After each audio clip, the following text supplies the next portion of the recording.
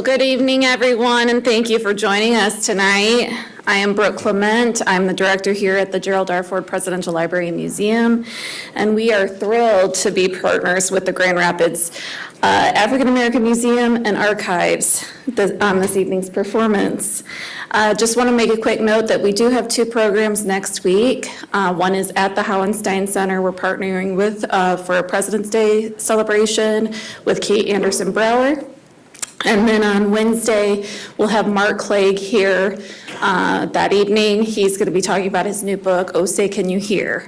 So with that, I'm going to turn it over to George Byard to introduce Reverend Jones. Thank you. So great. Thank you. I would, on behalf of the board and staff over at Grand Rapids African American Museum, we want to thank the Ford Museum for allowing us to host this event tonight. And thank you all for coming out. Reverend Robert Jones Sr. is a native Detroiter and an inspirational storyteller and musician, celebrating the history, humor, power of American roots music. He has a deep love for traditional African American and American traditional music, and shared in his live performances that it's interwoven timelessly the stories of original and traditional songs. For more than 30 years, Robert has entertained and educated audiences of all ages in schools, colleges, libraries, union halls, prisons, churches, civil rights organizations. And at the heart of his message is that the belief that cultural diversity tells a story that should be celebrated and not just tolerated. Reverend Jones makes his home in Detroit, but performs throughout the United States, Canada, and Europe. He's an award-winning multi-instrumentalist and is accomplished in guitar, harmonica, mandolin, banjo, and fiddle. He has recorded 6 albums of original and traditional music, and was an hosted award-winning radio show, Blues from the Lowlands and Deep River, that's broadcast on Detroit Public Radio. He's taught music history at Wayne State University in Detroit, an ordained minister and Baptist pastor, and has an unwavering faith of cultural importance of sacred and traditional American roots music. In addition to his solo performances, he also collaborates with his wife, Sister Bernice Jones, and as we learned at lunch, the kids and grandkids all sing too. So without further ado, Reverend Robert Jones. Thank you. Thank you, Mr. Boyard. Thank you so much for inviting me to be a part of this wonderful exhibit. My wife, when we went up and looked at the exhibit, said, "You shouldn't be here." And she's probably right. But that's okay. I'm glad I am here and glad I am able to share with you my love of this music. When I was a kid growing up in Detroit, my grandmother brought home a record. And young people may not know what records are, but they are those big compact discs that went round and round. And one of the records she brought home changed my life. It was Sonny Terry and Brownie McGee, a guitar player who had polio, so one leg was shorter than the other. And a young man who had been blinded at the age of 2, and he was a harmonica player. So they needed each other. They used to joke and say, "I can't see and you can't run, so we need each other."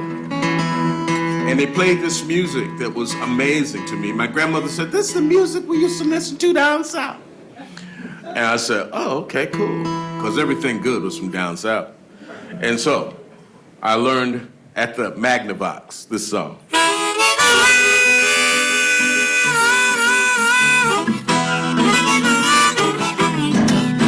My baby and me, we never used to fight. Used to love, hug, and kiss at night. I came home one morning and she had gone away. she went away, Lord. Though my heart does nothing but ache. Her address is unknown, Lord. Blues is here to stay. She gone but not forgotten. Tell you the reason why. She had the kind of love that would satisfy.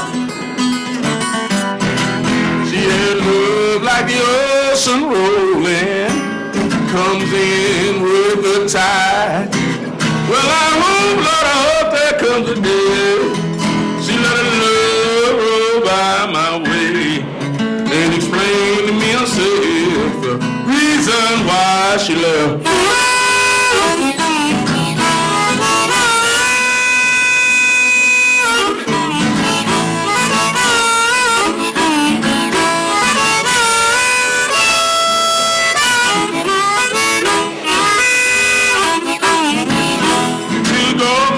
God, tell you the reason why. She had the kind of love that would satisfy. She had love like the ocean rolling that comes in with the tide. Well, I hope, Lord, I hope there comes a day she let her love roll by my way and explain to me herself the reason why she left.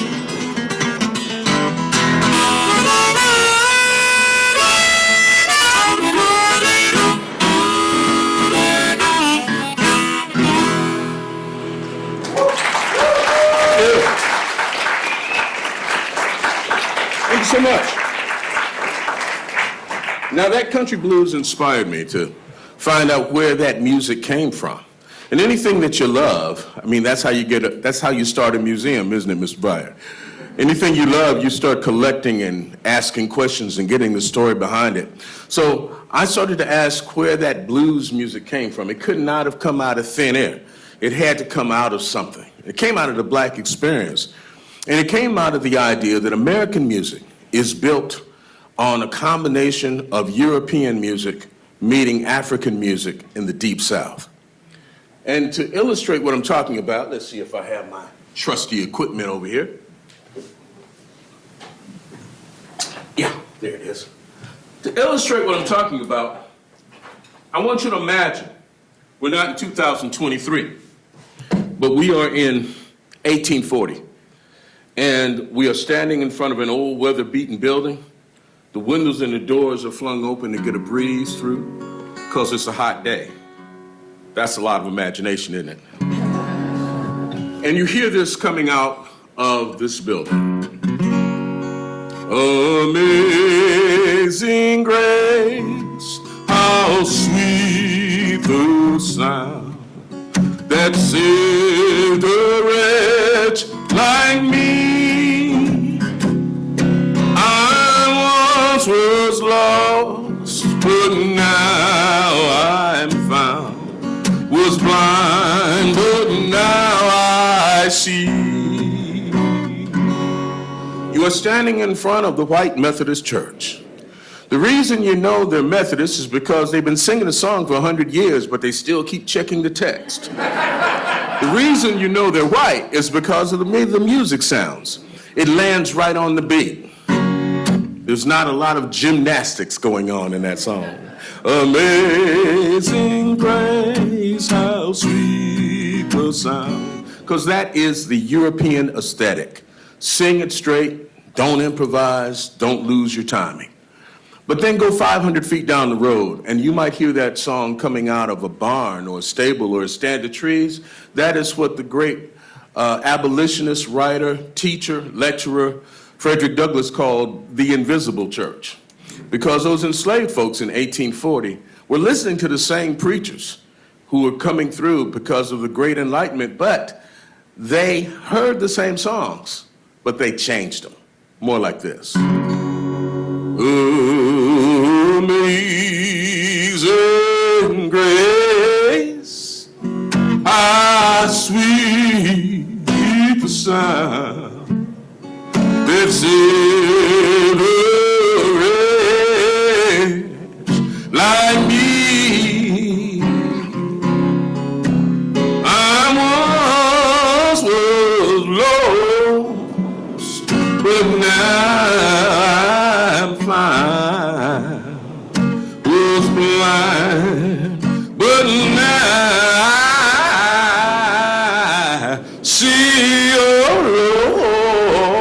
I see. Amen. Now, I've gone to second grade classrooms and done that for kids and asked them, is that the same song? They go, no. And the reason they don't think it's the same is because it sounds so different. Well, what changes the sound of American music is the fact that the music that came from Europe, the things that were important, you wrote down. You put them in a hymnal. So your father sang, Amazing Grace, and you sang, Amazing Grace, and your son sang, Amazing Grace. And 7 generations later, your great-great-great-great-granddaughter, if she was using the same hymnal, was singing, Amazing Grace. Well, changed a little bit. But what happens in those places where you don't write it down, you pass it down? Folk art, right? Like when we played telephone when we were little, and it was never the same message at the end. Your father used to sing, Amazing Grace, and you decide it's not fancy enough, so you make it Amazing Grace. And then little did you know your son was going to fall in love with that pretty girl from Kentucky, and when she sings The Baby's Asleep, she's been known to sing Amazing Grace.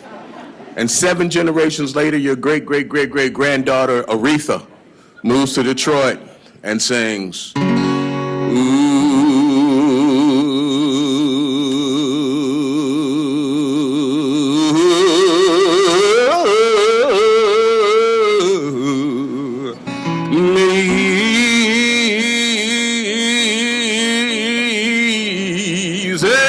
Grace. That's just 2 words.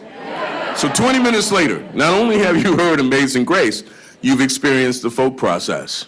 And a lot of times it's not the music that's written down that carries our history. It's the music that's passed down. And so when we look at this amazing collection of instruments upstairs, there are some that I have in my basement that I just could not get in the car. But there is one that I thought you should really know about, because this is an instrument that is really part and parcel of American history. And maybe you can guess what it is. This, believe it or not, ladies and gentlemen, is a banjo.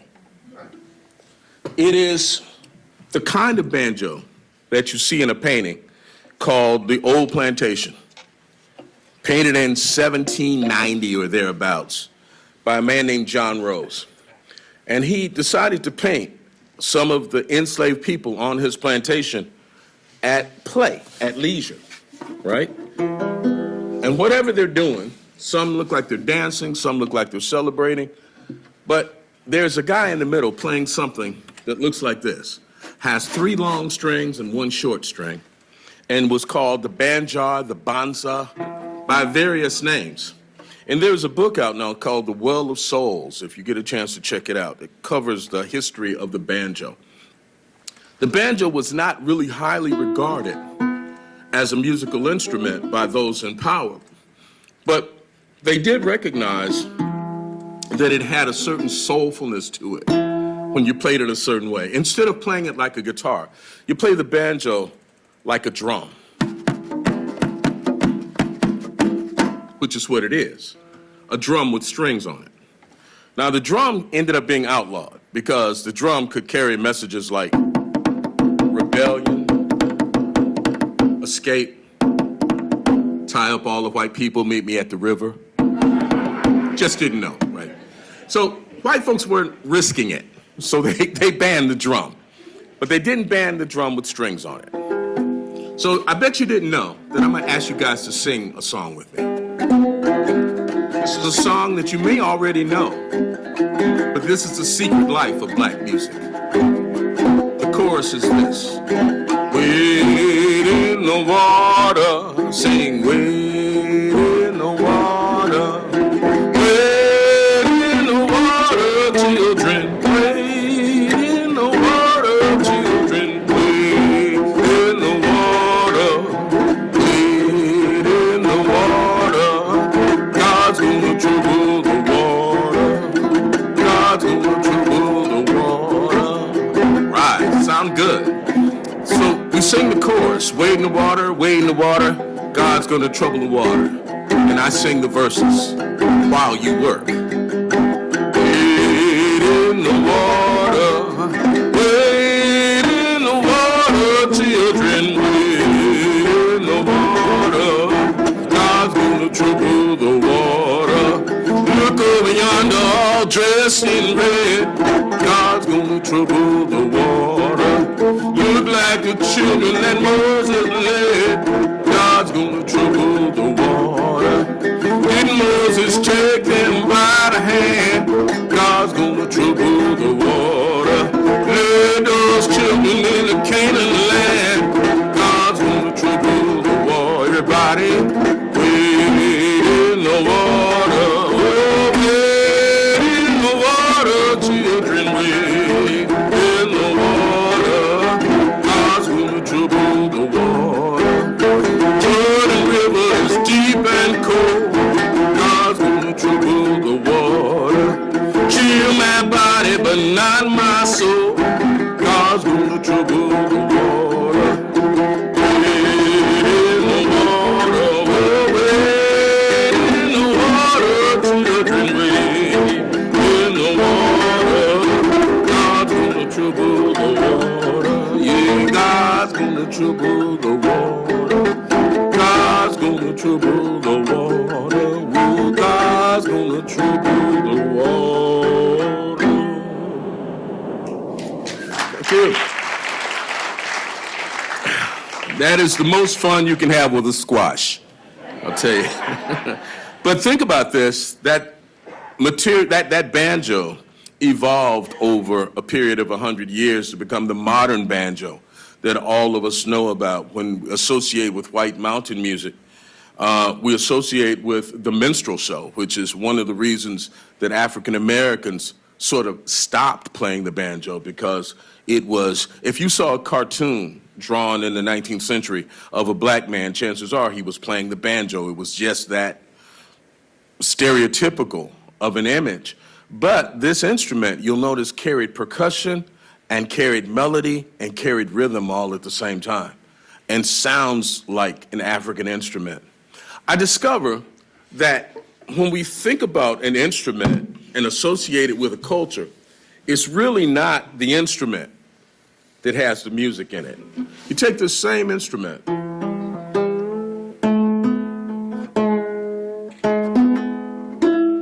and you just change the scale a little.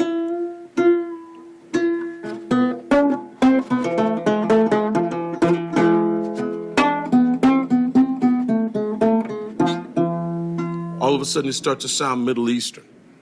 You play it in a certain way and it starts to sound like bluegrass or country. It's not, as the great old blues man and songster Yank Rachel used to say, it ain't the guitar, it's the main. Right? So, upstairs you will find a beautiful little parlor-sized guitar.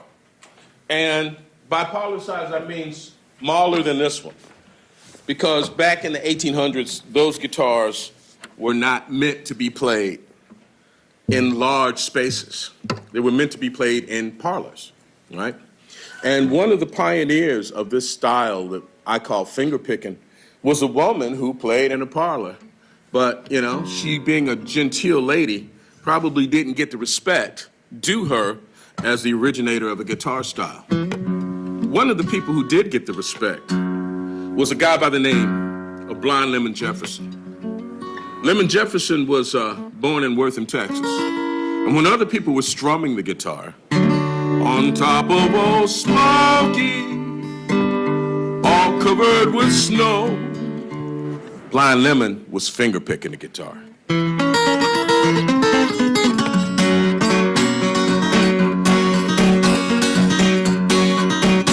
I'm broken, I ain't got a dime. I'm broken, I ain't got a dime. I'm broken, I ain't got a dime.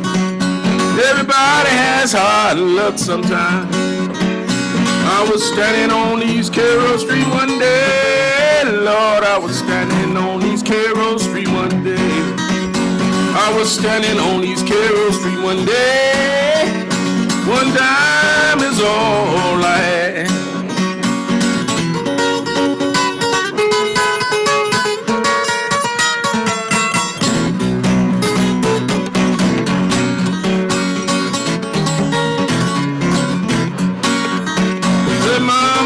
don't you treat your daughter mean. Oh, mama, don't you treat your daughter mean. Mama, don't you treat your daughter mean. You're the meanest woman a man most ever seen. Don't you wish your friend was bad like Jesse James? Don't you wish your friend was bad like Jesse James? Don't you wish your friend was bad like Jesse James? Take 2 6-shooters, highway, a passenger train. One thin dime was all I had. Lord, one thin dime was all I had. One thin dime was all I had. And it left me cold in hand. I bought the morning news. I bought the morning news. I bought the morning news. Then I bought a cigar too. Yeah. Isn't inflation a terrible thing, you know? You used to be able to get a morning news and a cigar for 1 thin dime. It's called the 1 dime blues. Now, when Blind Lemon Jefferson was cutting up and making this music along with his musical partner Leadbelly back around 1910, there's a house in Detroit that was being built. And sometimes your instrument will inspire you to create music, and every once in a while you'll have an instrument that inspires you to create a song about it. So this guitar I have gave birth to this song. See, I'm from Detroit. This old house was built on Trumbull Street back in 1910 when the whole world worked for Henry Ford. He was the poor man's friend. Detroit money built it, but it outlived the fame of that city that put the world on wheels and gave Motown its name. But when you come from Detroit, you have to know, my friend, that you cannot surrender, Lord, and you dare not give in. And even when you're broken and you're almost at the end, know that if you save the pieces, you will live again. Milton Smith, he lived in this old house almost 60 years, and it had its share of singing, and it had its share of tears. Through the Coolies and Hernandez's, time would take its toll. 2012, they took her down, 102 years old. But when you come from Detroit, you have to know, my friend, that you cannot surrender, Lord, and you dare not give in. And even when you're broken and you're almost at the end, know that if you save the pieces, you will rise again. I'm just a Detroit storyteller, but I travel near and far. And the Detroit storyteller wants to play Detroit guitar. So I met a builder named Zimnicki, a man of awesome skills. Arch tops, flat tops, ukuleles, ain't nothing he can't build. Say, got something I want to show you, and I think it's kind of sweet. See, I built this from this old house that used to stand on Trumbull Street. I used maple from the floorboards and walnut from the shell. And the top is from a ceiling joist that I cut and clean myself. Now I play a Detroit guitar made of 100-year-old wood, and I got to tell you, she sings mighty good. Cause when you come from Detroit, you have to know, my friend, that you cannot surrender and you dare not give in.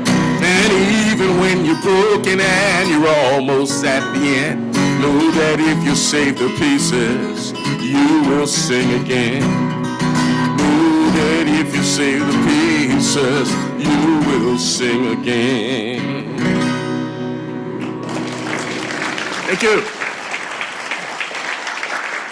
So, this guitar has pinstripes, not just because I'm from Detroit and, you know, with styling like that, But because these wide pieces are maple floorboards from that house from 1910. And the top is from a ceiling joist, and over the years it started to age, so you get this streak of heartwood going up the middle. Inlaid in the 12th fret is 1910, and inlaid in the headstock is a picture of this house. So no matter where I play in the world, when I play this guitar, I play Detroit. Yeah.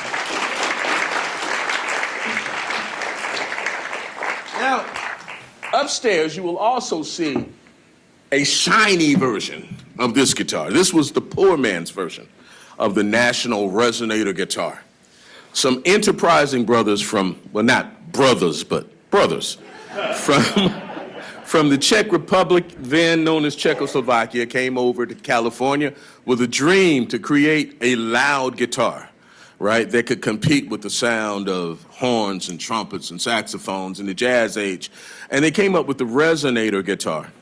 A guitar that did not depend on electricity because nobody could figure out how to make an electric guitar yet, but depended on a resonator, almost like an aluminum speaker in the back, and up under this spaghetti colander looking thing. The sound would bounce off the back towards your audience and give you a nice big sound. Right? Yeah. A lot of old blues guys fell in love with these, including one by the name of Son House. Son House is buried in Detroit in Mount Hazel Cemetery.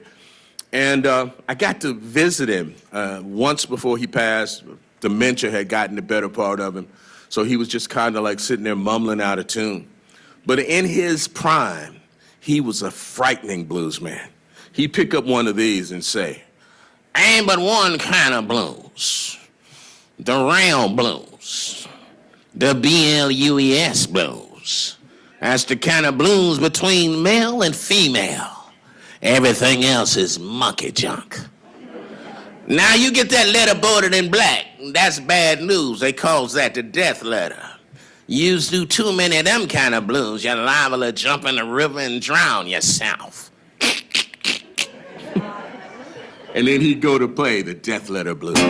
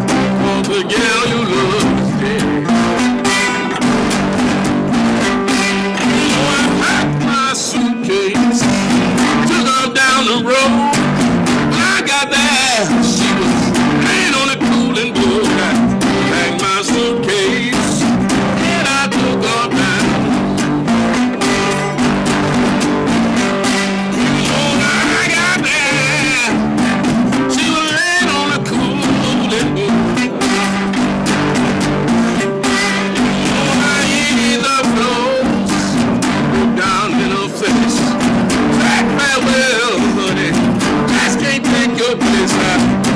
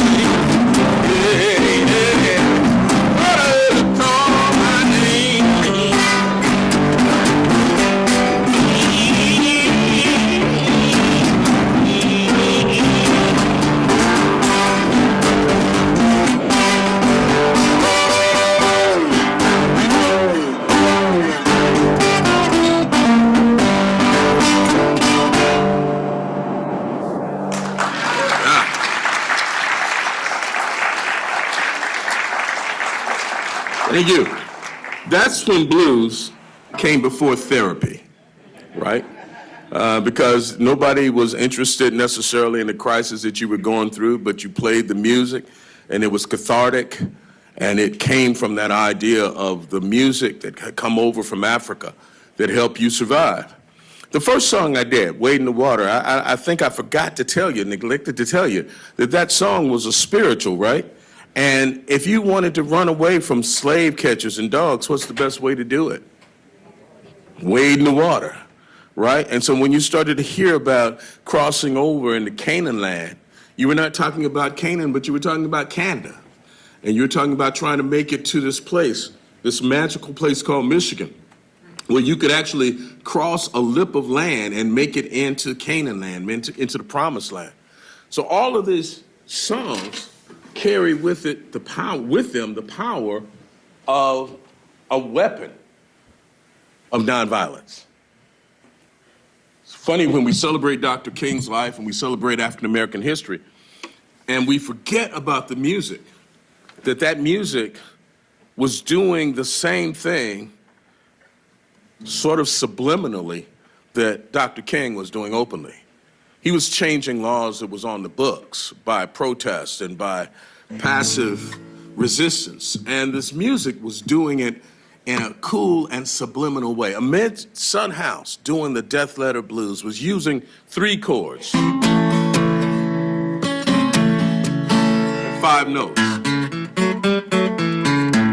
So those 3 chords and those 5 notes in the 20th century helped to change who we are. Son House is doing the Death Letter Blues, but those 5 notes don't stay in the Mississippi Delta. They move north to places like Memphis and Chicago and Detroit and New York. And piano players get a hold of those 5 notes and they call it boogie woogie. And the 3 chords are played with the other hand.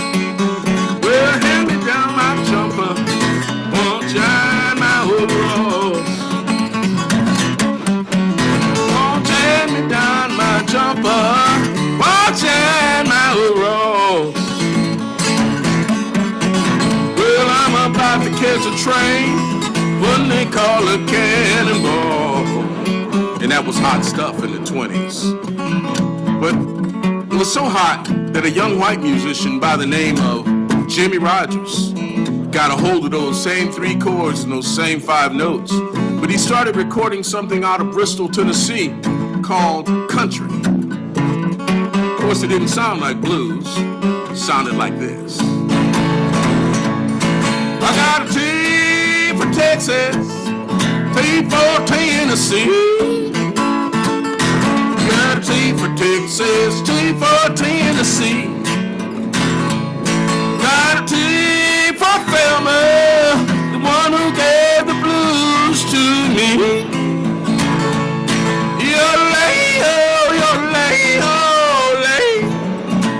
Ask him what you did tonight at the Gerald Ford Museum. We heard a black man yodel. It was different. Of course, it's the same 3 chords and the same 5 notes, but now we call it country. Doesn't end there. Going into the Great Depression in the 1930s, those black piano players took their boogie woogie into the black church, much to the chagrin of the pastor. Black church music was sounding amazingly like the blues, but they didn't call it the church blues, they called it gospel. And they came up with songs like, well, this little light of mine, I'm gonna let it shine. Oh, this little light of mine, I'm gonna let it shine. This little light of mine, Lord, I'm gonna let it shine. Let it shine, let it shine, let it shine. Sing it with me. Well, everywhere I go, Lord, I'm gonna let it shine. Yeah, everywhere I go, Lord, I'm gonna let it. Everywhere I go, Lord, I'm gonna let it. Well, let it shine, let it shine, let it shine. Yeah. Gospel. Same 3 chords, same 5 notes. But then you can imagine 1935, America has a young musician by the name of Bill Monroe, who's inventing a new style of country music called bluegrass. And he has a black influence in the person of a man by the name of Mr. Schultz, Arnold Schultz, who never recorded but was playing all over Kentucky. And he also had the influence of his guitar player, Mr. Lester Flatt. Right at the end of the Beverly Hillbillies, the good-looking, well-dressed guy in front of the door playing the guitar is Lester Flatt. And he's playing the G run, which happens after every bluegrass verse. So you end up with songs like, I'm going down the road feeling bad. Lord, I'm going down the road feeling bad. I'm going down the road feeling bad. Lord, Lord, and I ain't gonna be treated this way. Weehaw! Secret is, same 5 notes, same 3 chords, because the G run is just a boogie woogie, played with a flat pick. Doesn't end there. Imagine it's 1948. You got a young man by the name of Ray Charles, not to be confused with Jamie Foxx. And Ray Charles is raised in the black church, and so everywhere he used to say Jesus, he says baby. And he calls it R&B, and it works out fine until the night about 60 years ago, he runs out of songs, and he says to the audience, that's all right, baby, to the band, that's all right, baby, just sing back to me what I sang to you. So the good news is you guys are in the band. Sing back to me what I sing to you. Are you ready? Yeah. I say, are you ready? Yeah. Then say, hey, oh, hey, oh, hey, hey, oh, tell me what I say, tell me what I say, tell me what I say, tell me what I say, tell me what I say. Let's do it again. Say,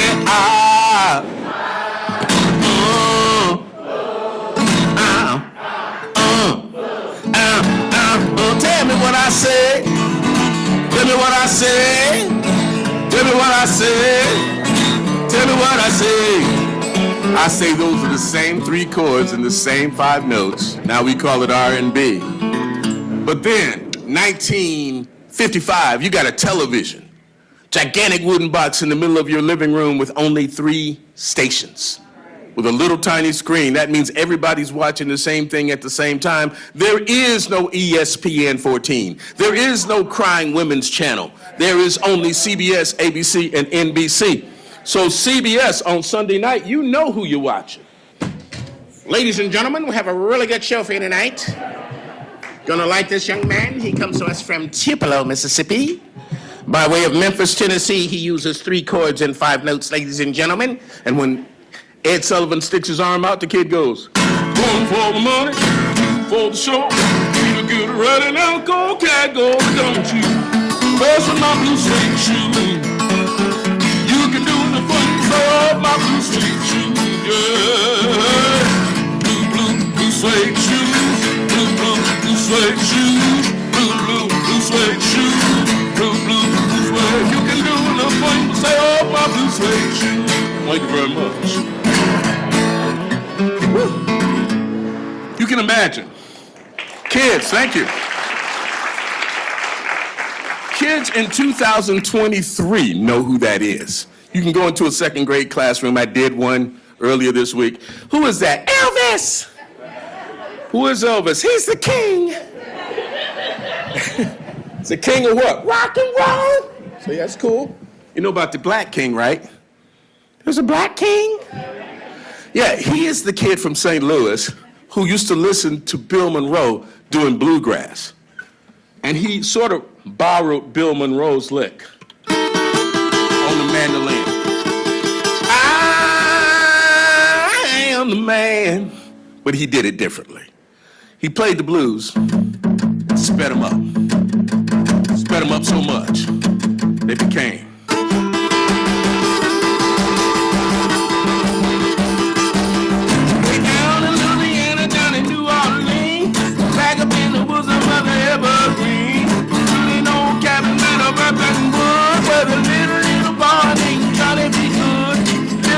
Never read or write so well. He can play the guitar just like a million bells. Say go, go, Johnny, go, go, go, Johnny, go, go, go, Johnny, go, go, go, Johnny, go, go, yeah, Johnny, be good.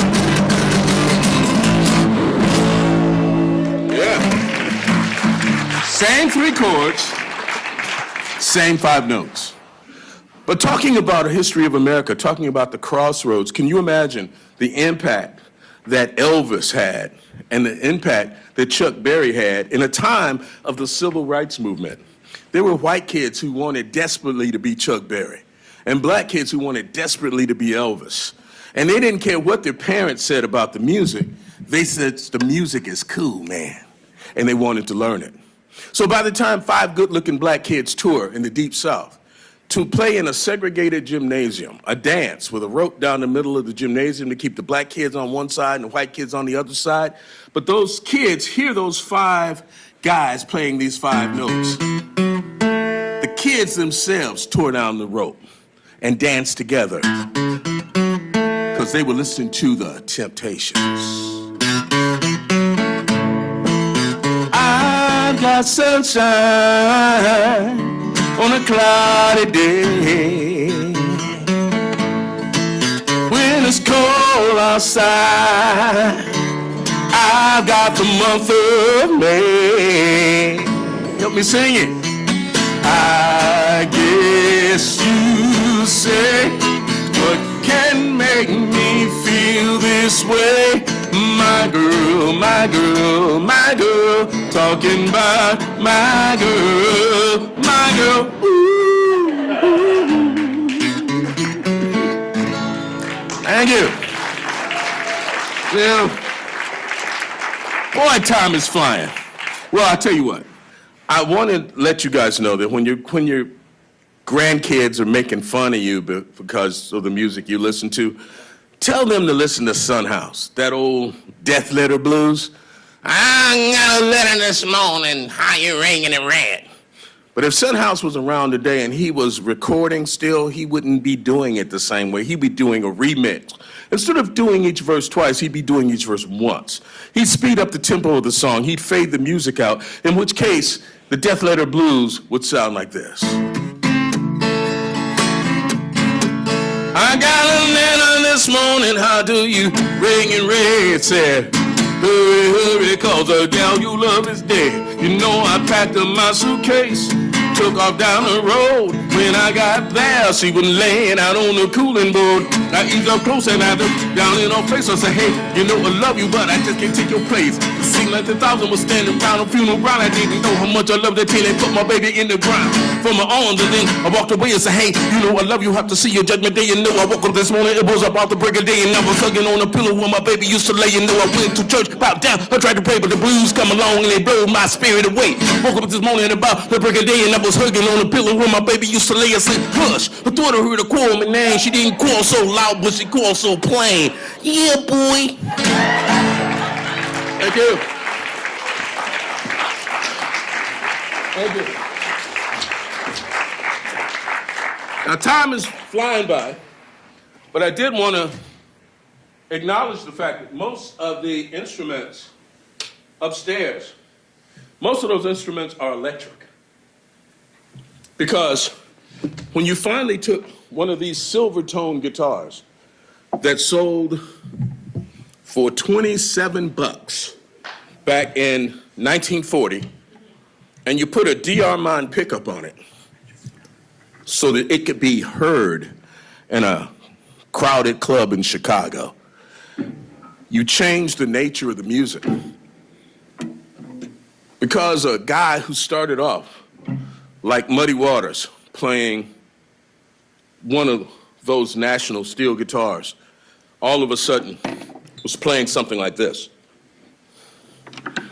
because he couldn't be heard otherwise.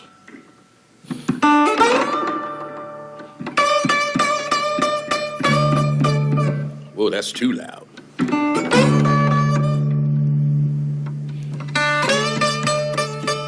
That's too soft.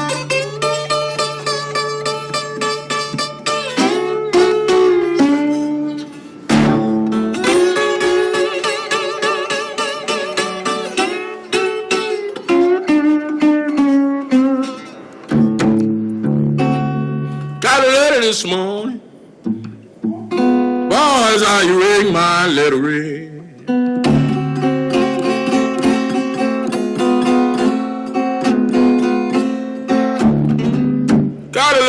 this morning. Boys, how you ring my little ring?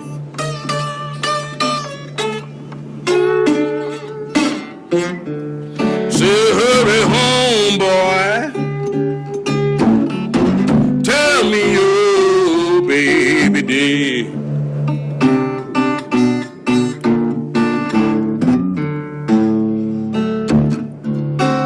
Say I wasn't going till my baby's been ground.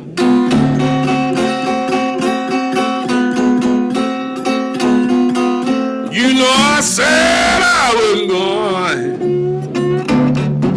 till my baby's been ground.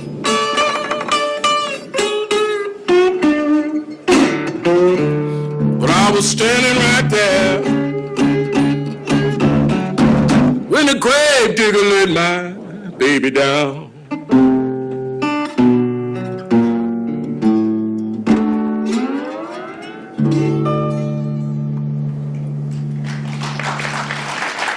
Good. Thank you so much. I think I want to close with a different idea of what I had when I got here.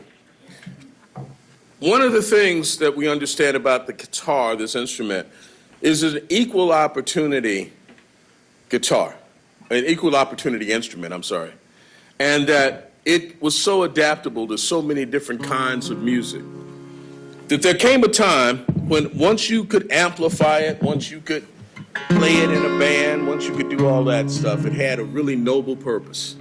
Upstairs, you'll see a tall, thin man by the name of Pete Seeger. He's playing a 12-string guitar. And Pete Seeger used that guitar as an instrument, literally, of change. And no matter how divided we are in this country, no matter how red we are or how blue we are, we have to take into account that this music is a gift from God. When you take an old slave spiritual like, I'll be alright, I'll be alright, I'll be alright one day. Oh, one thing I know, I do not yield, that I will be alright one day. And some pretty amazing people like Pete Seeger and a guy named Guy Carawan took the song and changed it because it is folk music. It changes with the needs of the people. And a young Baptist preacher from Atlanta led a movement started by a woman, little short woman who said maybe the most important sentence in American history. Her name was Rosa Parks. She said no. And so as we come here celebrating African American history, we come recognizing what folks at Grandma will tell you. African American history is just American history, properly told. And so we take that old spiritual and we give it some pep. And we change the words.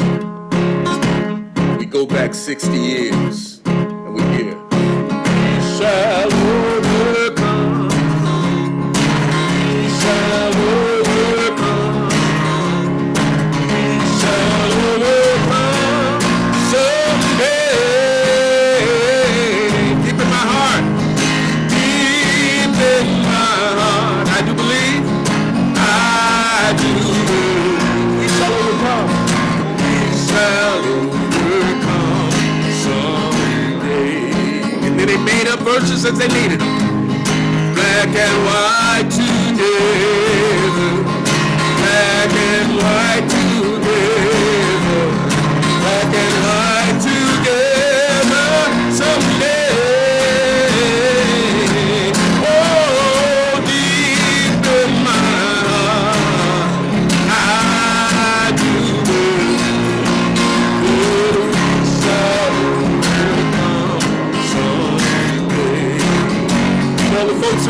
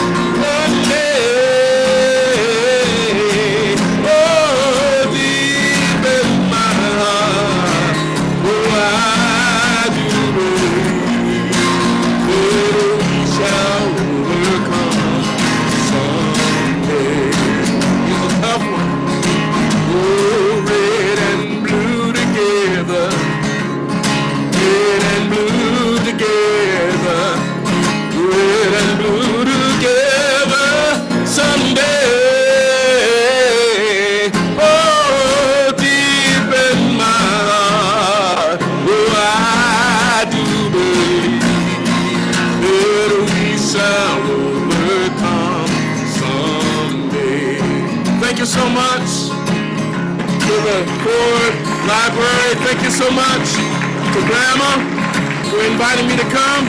If you liked it, help me sing it one more time. Yeah, stand up, cause it's an anthem. Yeah. We shall overcome. We shall overcome.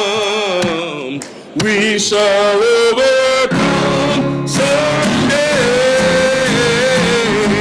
Oh, deep in my heart, I do believe.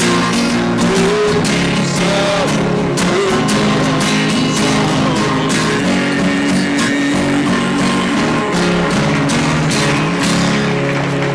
Thank you. Thank you so much. Thank you. Thank you. Thank you. Thank you. So I'm told that somebody's floating around with microphones if you got any questions for me, but there they are. Yeah. So kind of ran into my Q&A time, but that's good. Yeah. Anybody? Who will be the first? Yes, sir. Good evening. Thank you for taking me way back to Eastern North Carolina when I used to sing that song back in the 60s. Question about music out of Mali and the blues from whence it came. Do you ascribe to that connection? I do subscribe to that connection because people were really creative in that. Imagine you come over on a ship and you can't bring any property, but you can bring the way you hear music with you. You can bring this pentatonic scale. This instead of you bring this, and it's preserved in your DNA. I have a 4-year-old granddaughter. We have a 4-year-old granddaughter. When she was 2, she was like. So it's in your DNA, and it's nothing you can or want to do about it. But absolutely, yeah. Thank you. Anybody else?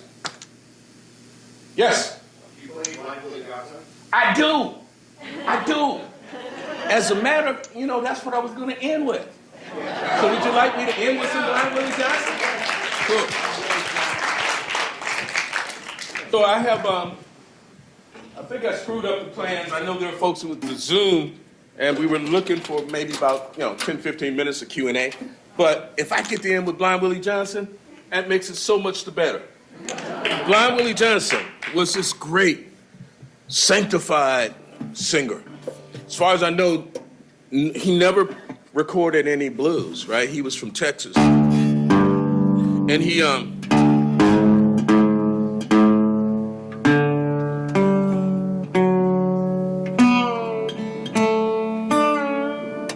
used to tune his guitar to an open tuning.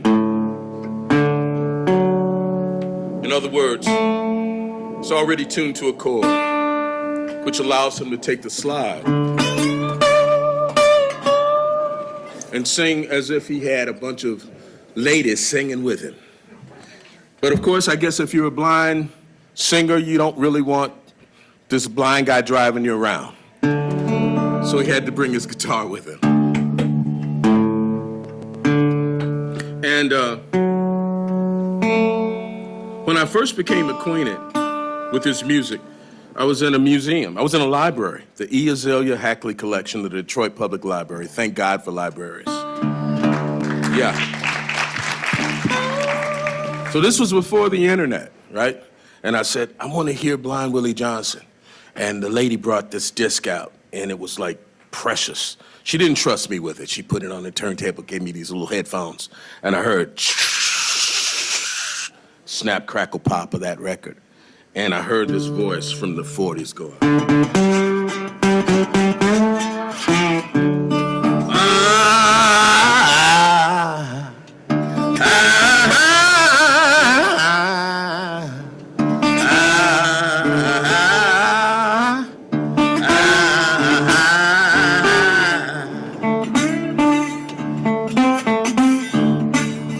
The song was Dark Was the Night and Cold Was the Ground.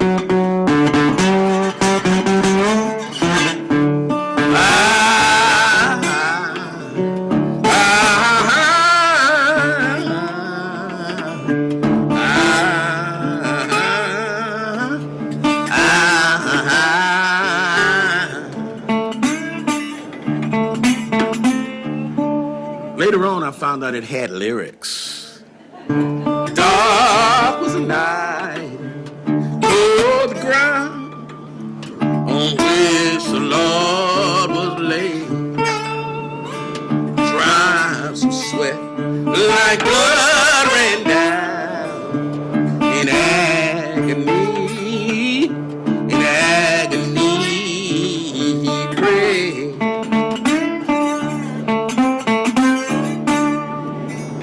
Father, please move this bitter cup, if such thy sacred will. If not, I'm content to drink it up. Thy purpose to fulfill.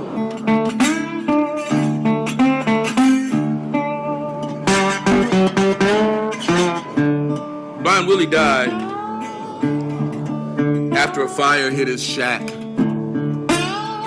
He did not die in the fire, nor by smoke inhalation, but he died from pneumonia, contracted when he had nowhere to sleep but on that wet bedding. They buried him in an unmarked grave. But then, maybe 3 decades later, some men from NASA said, we're going to put up something called the Voyager. And on the Voyager, we'll have the golden record. And it has the best that Earth has to offer. Has Bach and Beethoven and Brahms. Even has Chuck Berry. But in the middle of the golden record, It's Dark Was the Night by Blind Willie Johnson. And I guess when it comes to aiming high toward heaven, you can't do too much better than the Voyager. On a summer night, you can hear Blind Willie's voice as he streaks across the heavens.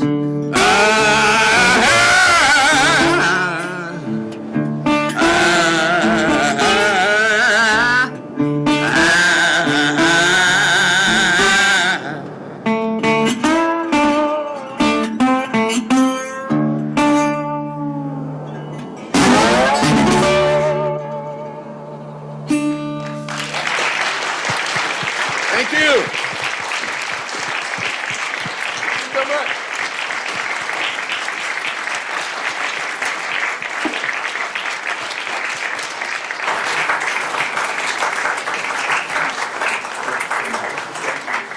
Well, thank you all for coming. It's our aspiration at the foundation, the museum, to make this place the cultural, artistic, intellectual, civic center of the city.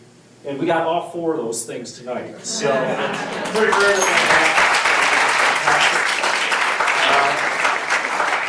I'd like to remind you that on February 28th, the foundation is hosting an event here with Bob Woodson in the Woodson Center in Washington, D.C. on rebuilding our communities. And it should be a great event, and we invite you to come to that. And Reverend Jones, thank you so much. Thank you. It's a gift from the